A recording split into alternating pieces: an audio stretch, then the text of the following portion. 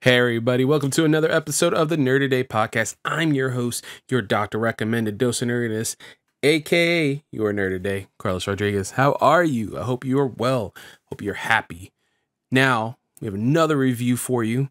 This time, very lucky to have a code provided for, which is awesome. A first, well, not actually really a first, it's the third time.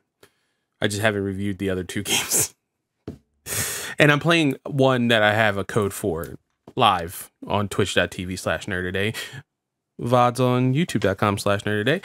And, if you like what you're seeing, what you're listening to with your beautiful ear holes, you can support me at patreon.com/nerdtoday, like these fine folks. Hopefully awesome. Matt and Maggie, love you guys so much. Jeff Felcher, brother from another mother. Susan, sister from another mister. Restpass, partner in crime over at Ape and Work Podcast, the best wrestling podcast in Philadelphia. Do not look up those metrics. And my big brother Brandon. Love you guys so much. And we're about to kick off this review. As you see in the title below, we are reviewing RWBY Arrowfell. But I do want to give a warning, not warning per se, but a caveat that I do know that Rooster Teeth has a lot of problems specifically with RWBY. Long working hours. It seems like the working conditions for the animators are not great. And as well, voice actors being, called gay slurs and things of that nature. Not cool. Not nice at all. My point of contact for this game specifically was the developer and publisher of the game, Wayforward Games. Had no interaction whatsoever with Rooster Teeth to make mention of that. I have been a big RWBY fan in the past. And this game seemed really up my alley, which I'll talk about more in the review, like what my thoughts are and everything. But I did want to get that out of the way. I am aware of, some of the horrible working conditions that go on at Rooster Teeth. I'm not saying that I condone any of that. I hope they get better, working conditions. And it's definitely not okay to, I believe the voice actor's name is Caden, who's in the anime and also the show proper. They deserve to be treated better, paid better as well, let alone like the horrible treatment they received. They also didn't get paid correctly, so it's like icing on a really shitty cake. I want to say just be better in life. There's no reason to have hate in your heart like that. And we respect everyone out here at the Nerd Today podcast, and love you guys. But with all that out of the way, let's kick into the podcast proper. RWBY Arrowfell, developed by Wayforward and published by Wayforward in North America and Europe, and Arc System Works in Japan/Asia. I played this on Xbox Series X, code provided by Wayforward Games. Thank you so much for that for review. Story. Set during RWBY Volume 7 and featuring an original in-canon story from the writers of RWBY animated series, RWBY Arrowfell lets players take control of all four members of Team RWBY: Ruby Rose, White Schnee, Blake Belladonna, Yang Xiaolong, as they uncover the mystery surrounding a dangerous new technology encountered near Atlas. Instantly swapping between all four members of Team RWBY, players will unleash heroes' signature weapons and semblances in range and melee combat against the creatures of the Grim and other foes while completing quests, solving puzzles, and exploring more than 25 areas across the continent of Solidus. Along the way, I pronounced that correctly, by the way. I didn't. Along the way, they'll also battle massive bosses, upgrade their semblances, and reach new areas, and power up their attributes in 4 categories by discovering skill points. The RWBY experience is further brought to life through encounters with fan-favorite characters like Crow, Penny, Winter, and the Aesops, as well as original faces such as the Guardian, Grand Thornmane, Underworld Kingpin, Arminko Glass, I'm pretty sure I got that one right, the enigmatic group of huntresses known as Team Briar, and other authentic features include voice work from the original RWBY cast, all new animated cutscenes from the makers of the show, an atmospheric soundtrack by composer Dale North, and a brand new theme song by Jeff Williams with vocals from Casey Lee Williams. Gameplay wise, you can play as all four members of Team RWBY. As I mentioned earlier, Ruby, Weiss, Blake, and Yang, each with their own weapons and abilities. Switch between them at any time. use each other's semblances to get the edge in combat and solve puzzles. Featuring an original theme song, as I mentioned above, by Jeff Williams and vocals by Casey Lee Williams. All new canonical story, as I mentioned above, from RWBY's Volume 7, from the writers Kerry Shawcross, Miles Luna, Eddie Rivas, in collaboration with Wayforward Games. You can explore a very non-linear environments in Atlas, Mantle, and the surrounding areas. Interact with familiar characters, as I mentioned above, Penny, Winter, General Ironwood, Ace Operatives, as well as new faces, as I mentioned again above, like Team Briar. Collect skill points to power up Team RWBY's stats. Now time for the spoiler section. Story-wise, it doesn't highlight anything new. There is not a new reveal that would go along with Season 7, 8, or show something that will happen in the upcoming Season 9 of the beloved Rooster Teeth show. It's just a story that takes place right after Team RWBY and Team Juniper received their Hunter/Huntress licenses. And with saying that, Team Juniper is nowhere to be found. It's not even stated that they, I think, are in another mission. It might be an off, like, character thing that, you know, one of the random NPCs says, but they're not seen at all, and you can't even play with them.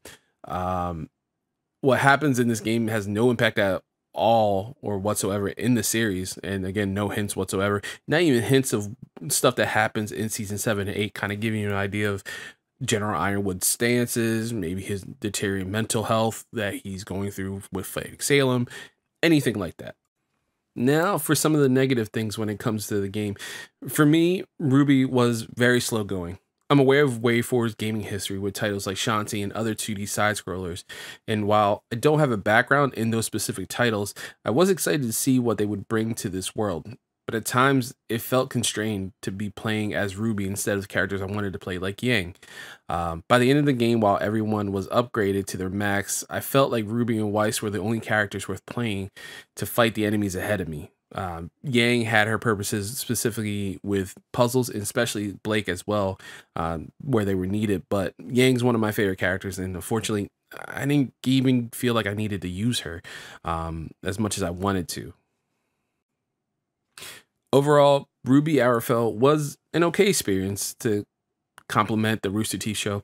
While the upgrade system to me needed a lot of work and a lot of the enemies felt repetitive, it didn't overstay its welcome, and I had enough fun with it that it felt okay, worth the price tag, especially if you're a RWBY fan.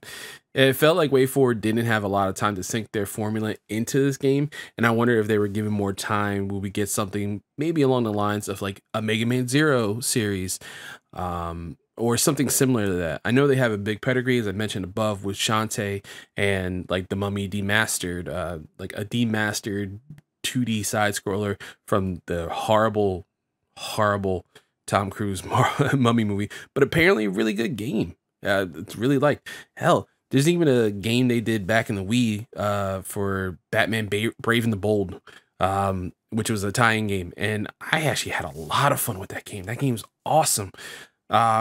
But RWBY Arrowfell wasn't there too much. That's why it's getting a 3 out of 5. Okay.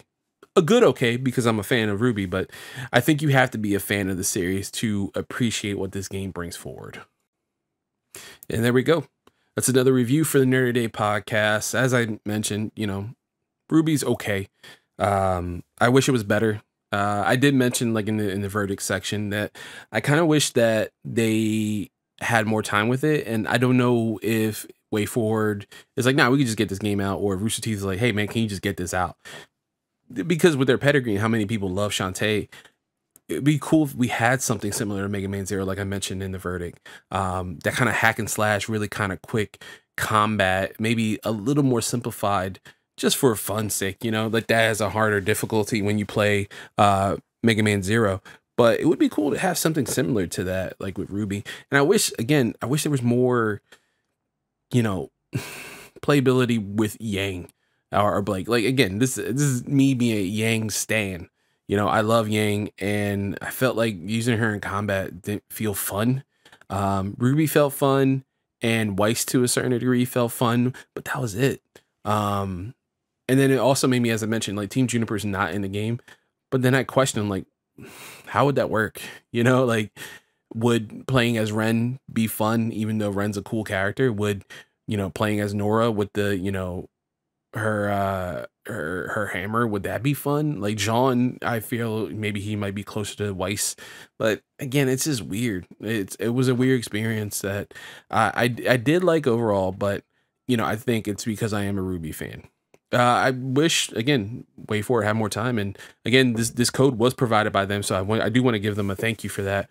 And again, I don't. To me, it's not them. I think it might be Brewster Teeth. But that's it. For this episode of the Nerd Today podcast. Again, another short, sweet one. But, we're getting through these reviews and challenging myself to writing these things. So, let me know down below how you think I'm doing. Any suggestions on changing.